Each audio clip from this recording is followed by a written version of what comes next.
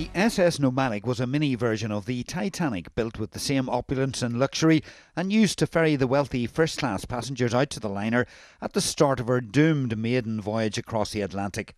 After the sinking of the Titanic, though, Nomadic worked on for another 90 years. She was a troop ship in both world wars, served the new luxury liners and their famous passengers, and became a floating restaurant on the River Seine in Paris. She was saved from the scrapyard in 2006 and brought back to Belfast to be restored to her original splendour. 7 years and £10 million later, Nomadic looks just like she did when the Vanderbilts, the Astors and the Guggenheims stepped aboard in 1912. Now, what can I get for you? A cocktail? Manhattan? Tom Collins? Some white wine?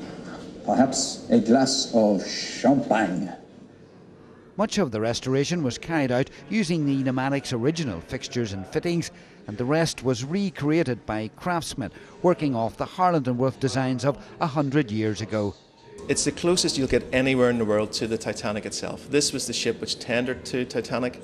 It was built by the same people, sailed by the same people, designed by the same people.